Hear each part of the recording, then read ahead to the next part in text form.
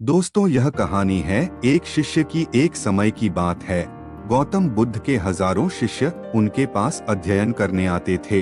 गौतम बुद्ध से जब भी कोई चीज से ज्ञान प्राप्त कर लेता था तो उसे किसी दिशा में लोगों को जागरूक करने तथा शिक्षा देने के लिए भेज दिया करते थे।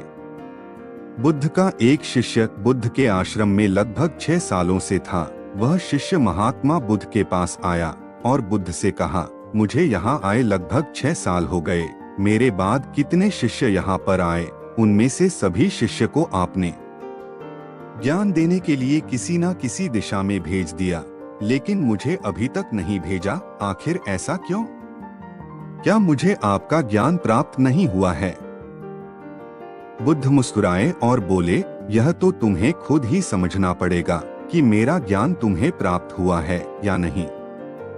शिष्य बोला, हे बुद्ध, आपने इन 6 सालों में जो मुझे उपदेश दिया है वह मुझे सब याद है। आपकी बताई हुई एक एक बात मुझे सब याद है।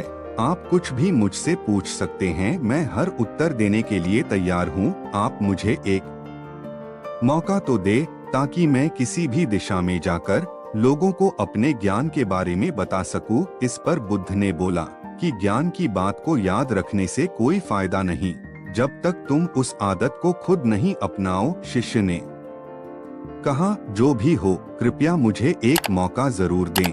आप मुझ पर भरोसा रखें, मैं सभी को अपने ज्ञान से प्रभावित कर सकता हूँ। मैं लोगों को ऐसी बातें बता सकता हूँ जिससे लोगों के जीवन में शांति आ जाएगी और वह अपना शांतिपूर्ण जीवन जी पाएंगे। तो फिर बुद्ध ने कहा, अभी तुम तैयार नहीं हो। जब तुम उसके लिए तैयार हो जाओगे तो फिर मैं तुम्हें खुद ही किसी दिशा में जाने के लिए बोल दूंगा। शिष्य ने कहा, क्या आपने मुझे इन 6 वर्षों में इतना भी ज्ञान नहीं दिया कि मैं किसी को प्रभावित ना कर पाऊं? बुद्ध ने कहा, ठीक है, तुम पूर्व दिशा में चले जाओ। वहां एक गांव मिलेगा, वहां से भिक्षा मांगकर लाना और अपने ज्ञान से लोगों की मदद करना।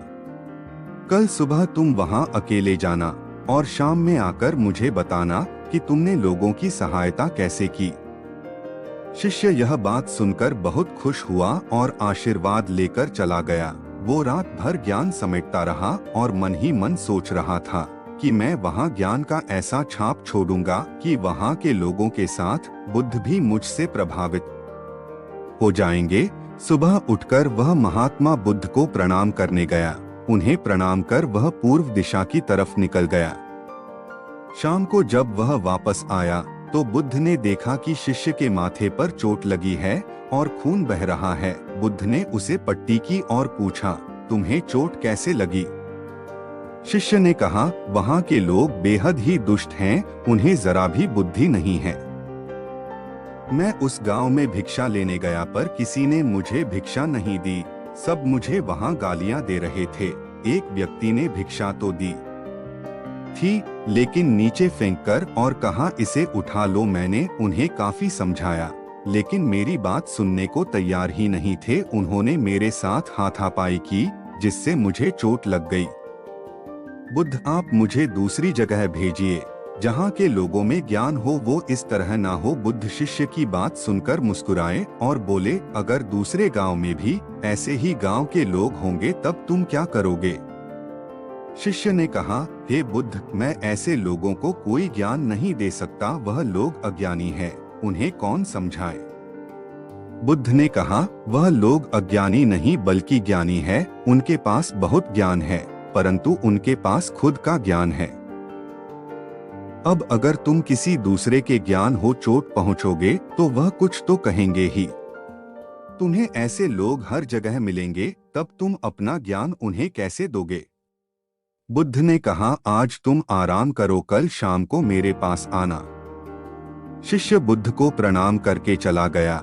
अगली शाम जब वह वापस बुद्ध के पास आया तब वहां बुद्ध के एक और शिष्य मौजूद थे। उनके हाथ में भी चोट लगी हुई थी। बुद्ध ने शिष्य के हाथ पर चोट देख उस पर पट्टी की और उससे पूछा, तुम्हें यह चोट कैसे लगी? शिष्य ने कहा, आपने पूर्व की ओर एक गांव में मुझे जाने के लिए कहा था, तो वहीं मुझे चोट लगी। बुद्ध ने कहा, वहां तुम्हारे साथ क्या क्या हुआ तुम मुझे बताओ।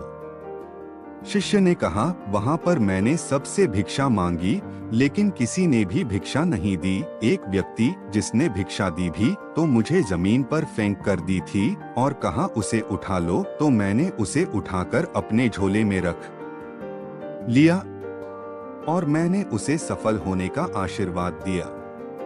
तब उस व्यक्ति ने मुझसे कहा, आप बड़े अजीब लगते हो, मैं आपका अपमान कर रहा हूँ और आप मुझे आशीर्वाद दे रहे हो। तो मैंने उनसे कहा कि आप दानी हो, आपने मुझे दान दिया है, इसलिए मैं आपको आशीर्वाद दे रहा हूँ। फिर मैं वहाँ से आगे गया तो कुछ लोगों ने मुझे वहाँ से वापस जाने के लिए कहा। उन्होंने मुझे कुछ अपशब्द है और मुझ पर पत्थर भी फेंके, जिससे मुझे चोट लग गई। और जब मैं वापस आ रहा था तब रास्ते में मैंने एक माँ को रोते हुए देखा। वह अपने बीमार बच्चे को लेकर चिंतित थी। मैं तुरंत जंगल से जाकर उसके लिए जड़ी बूटी लाया, लेकिन वहाँ के कुछ लोग जड़ी बूटी देने नहीं दे रहे थे। फिर मैंने उनसे विनती की वह मुझे उस बच्चे का इलाज करने दे। उसके बाद वह जैसा कहेंगे मैं ठीक वैसा ही करूँगा। फिर जिस व्यक्ति ने मुझे भिक्षा दी थी उसने गांव वालों को समझाया। तब उन्होंने मुझे उस बच्चे को जड़ी बूटी लगाने दी। उसके कुछ देर बाद वह बच्चा ठीक हो गया। फिर गांव के जिन लोगों ने मुझसे अभद्र व्यवहार किए थे उन्होंने मुझसे माफी मांगी और धन्यवाद कहा। फिर मैं वहां से वापस आ गया।